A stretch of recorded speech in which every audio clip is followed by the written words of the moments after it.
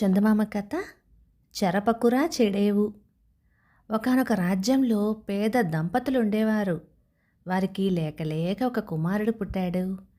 ఆ కుర్రవానికి 18వ ఏట రాజకుమారితో పెళ్ళవుతుందని వాని జాతకంలో ఉన్నట్టు ఒక పుకారు పుట్టింది. ఆ పుకారు ఆ నోట ఈ నోట అల్లుకొని మెల్లగా రాజుగారి చెవిన కూడా పడింది. ఈ వార్త విన్న వెంటనే రాజు తన మంత్రిని ఆ పేద దంపతుల వద్దకు పంపి ఎలా అయినా ఆ కుర్రవాడిని తీసుకురమ్మన్నాడు. మంత్రి వెళ్ళి ఆ దంపతులకు 1000 వరహాలిచ్చి పిల్లవాడిని తీసుకొచ్చాడు. పిల్లవాడిని వెంటనే ఒక పెట్టెలో పెట్టి నదిలో వదిలిపెట్టించి వేశాడు రాజు. ఒక పేడ వదిలింది, నా కుమార్తెకు పేదవాన్ని పెళ్లి చేసుకోవలసిన యోగం తప్పింది అని తృప్తిపడ్డాడు. నీటిపైన వదిలిన కుర్రవాడు మళ్ళీ బతికేదేమిటి అని రాజు ఉద్దేశం.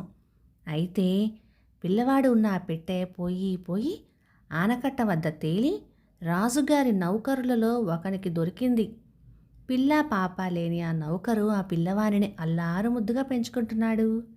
ఇలా ఇంచుమించు 18 ఏళ్ళు గడిచిపోయినాయి. ఒక రోజున రాజు ఏదో పని మీద ఆనకట్ట వద్దకు వచ్చి నౌకరును పలకరిస్తూ అతని పక్కనున్న ఆ కుర్రవాడిని ఎవరితనో అని ప్రశ్నించాడు. నౌకరప్పుడు వాడు నా కొడుకే అని అంటూ అతను 18 ఏళ్ల క్రిందట తనకు పెట్టెలో దొరకడము, అతను పెంచడము అన్నీ చెప్పాడు. ఇది విన్న రాజు, ఏమోయ్, నీ కొడుకు చాలా చురుకైన వాడుగా కనబడుతున్నాడు. కోటలో రాణిగారికి జరుగుగా ఒక ఉత్తరం పంపించాలి, కానీ మీ వాడి తెలివితేటలేమిటో చూద్దాం, ఒకసారి పొయ్యి రమ్మను అని అనేసరికి తన కొడుకును రాజుగారు ఇంతగా మెచ్చుకుంటున్నారు కదా అని నౌకరు పొంగిపోయి సరే అన్నాడు. అదృష్టదీపుడు జాబు పుచ్చుకొని బయలుదేరి చీకటి పడే వేళకు ఒక అరణ్యంలో ప్రవేశించాడు. అల్లంత దూరాన మినుగుమంటూ చిన్న వెలుగు కనిపించింది. అదృష్టదీపుడు మెల్లగా అక్కడికి పోయాడు. అది చిన్న కుటీరం. అక్కడ ఒక అవ్వ చలి కాచుకుంటున్నది. ఆ కుర్రవాణిని చూసి ఆమె కుశల ప్రశ్నలు వేయగా అతను తన వృత్తాంతం అంతా పోసగుచ్చినట్టుగా చెప్పాడు. అదంతా విని అవ్వ, అయ్యో, దారి తప్పి వచ్చి దొంగల చేతుల్లో చిక్కావే, వాళ్ళ కంట పడ్డావా, నిన్ను ప్రాణాలతో పోనివ్వరు అన్నది. అందుకు కుర్రవాడు, అవ్వా, నాకేమీ భయం లేదు, నన్ను దేవుడే రక్షిస్తాడు అని నిబ్బరంగా అంటూ అలసటగా ఉండటం చేత అక్కడ నిద్రపోయాడు. కొంచెం సేపటికల్లా దొంగల గుంపు వచ్చేసింది. ఈ కుర్రవాడు ఎవడంటూ వాళ్ళు కాపలా కాసి అవ్వను గద్దించేసరికి ఆమె అదృష్టదీపుని స్థితిగతులు వారి మనస్సుకు కరిగేటట్టుగా చెప్పింది. దొంగలు ఎంత దుష్టులైనప్పటికీ ఆ కుర్రవాని ముఖం చూడగానే జాలిపడి అతను పట్టుకు వెళ్తున్న జాబు ఏమై ఉంటుందా అని విప్పి చూశారు. ఈ ఉత్తరం తెచ్చిన కుర్రవాణిని చంపివేయవలెను అని అందులో రాసుంది.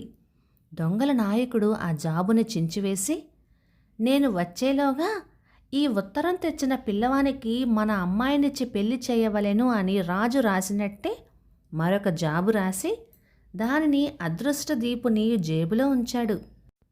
తర్వాత అదృష్టదీపుడు నిద్రలేచి బయలుదేరి వెళ్ళి రాజుగారి కోట చేరుకున్నాడు. రాజకుమారి కూడా ఇతనిని పెళ్లి చేసుకోవటానికి ఇష్టపడింది. రాజు ఉత్తరం ప్రకారం వెంటనే అదృష్టదీపునికి రాజకుమారినిచ్చి అతి వైభవంగా పెళ్లి జరిపించేశారు. కొన్నాళ్లకు రాజు ఇంటికి తిరిగొచ్చాడు. అదృష్టదీపుడు చంపబడడానికి బదులుగా తన ఇంటి అల్లుడై కూర్చున్నందుకు చాలా విచారించాడు ఆయన. అయినప్పటికీ తన ఇష్టానికి వ్యతిరేకంగా ఇలా జరిగినందుకు ఏ పాపము ఎరుగని అదృష్టదీపుని పైన రాజుకి కసి తీరలేదు. అందుచేత ఏదో ఒక వంకతో వానిని తిప్పలు పెట్టి బాధించటానికి ఆయన నిశ్చయించాడు. ఒక రోజున రాజు అదృష్టదీపుని పిలిచి, అబ్బాయి, నీవు నాకొక పని చేసి పెట్టాలి. ఈ పని నీ వల్ల తప్ప ఇతరుల వల్ల కాదని నాకు తెలుసు. ఇక్కడకు తిన్నగా తూర్పు దిశన ఒక అరణ్యంలో ఒక పాతాళ గృహం కనిపిస్తుంది. అందులో ఒక రాక్షసుడున్నాడు. అతని తలలో ఉన్న బంగారు వెంట్రుకలలో 3 వెంట్రుకలు తెచ్చిపెట్టాలి అన్నాడు. సహజ సిద్ధంగా ధైర్య సాహసాలు గల అదృష్టదీపుడు, ఓ, అలాగే పట్టుకొస్తాను, నాకదొక పెద్ద పనా అని బయలుదేరాడు. అదృష్టదీపుడు ప్రయాణమై వెళ్ళగా మధ్యదారిలో ఒక పట్టణం తగిలింది. ఆ పట్టణపు నడి బజారులో ఒక బావి దగ్గర కాపలా కాస్తూ ఉన్న ఒక అతను అదృష్ట దీపుణ్ణి చూసి, అబ్బాయి, ఈ బావిలో ఎప్పుడూ సారాయి ఊరుతూ ఉండేది. ఇప్పుడు ఎందుచేతనో ఇందులో నీరైనా ఊరడం లేదు. దీనికి కారణం నీకేమైనా తెలుసా అని అడిగాడు.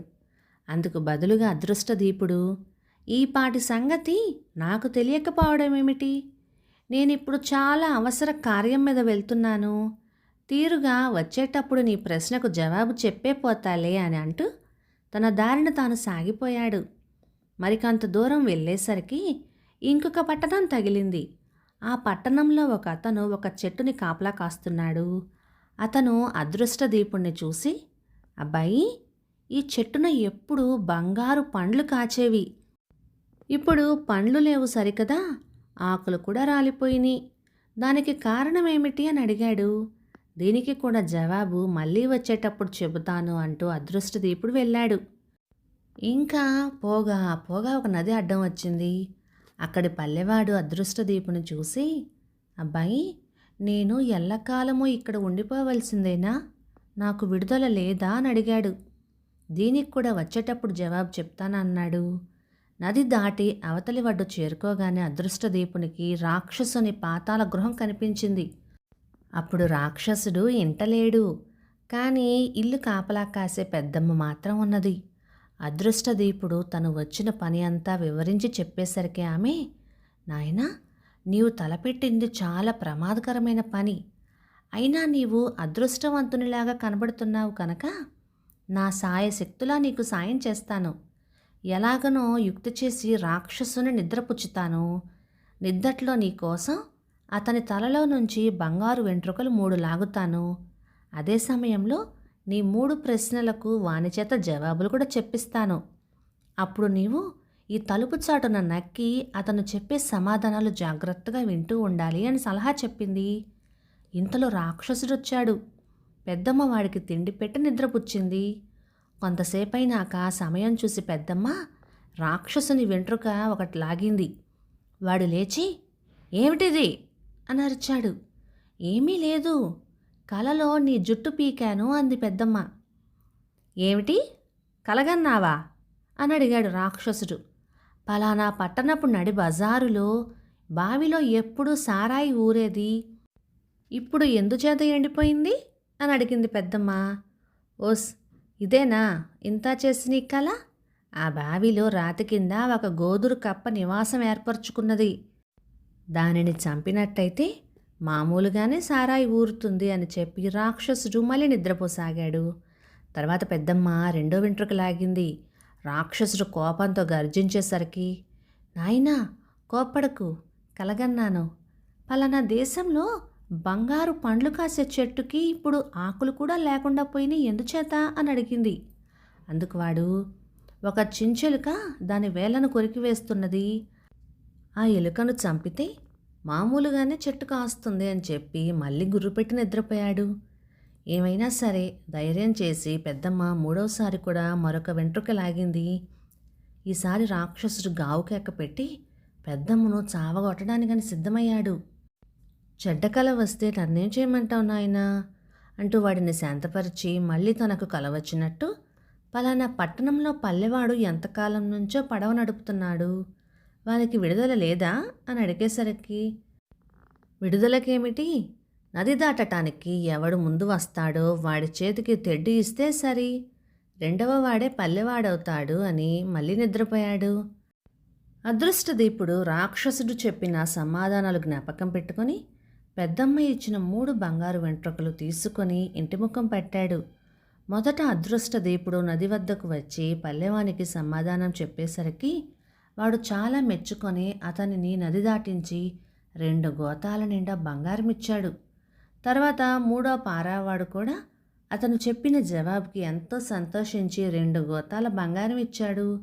చివరకు మొదటి కాపలావాడి వద్దకు వచ్చి సారాయి ఊరే ఉపాయం వెల్లడించగా వాడు పొంగిపోయి 2 గోతాల బంగారం ఇచ్చి పంపాడు.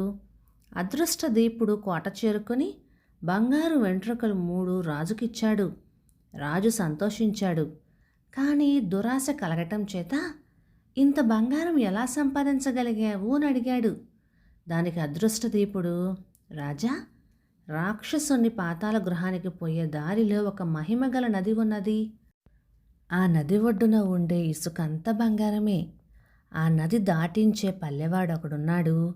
వాడి సహాయంతో నది దాటి మనం పట్టుకు వెళ్ళిన గోతాలన్నీ ఇష్టం వచ్చినట్టుగా బంగారంతో నింపుకోవచ్చు అని చెప్పాడు. రాజు కష్టపడి ఆ నది ఒడ్డుకు చేరుకొని నది దాటించమని పల్లెవానిని కోరాడు. అయితే పల్లెవాడు ఒడ్డు దాటకముందే తెడ్డు రాజు చేతికిచ్చి తను గభీమని దూకి పారిపోయాడు. ఈ విధంగా తను చేసిన పాపాలకు ఫలితంగా రాజే పల్లెవాడయ్యాడు. అక్కడ అదృష్టదీపుడు రాజకుమారితో హాయిగా అంటున్నాడు.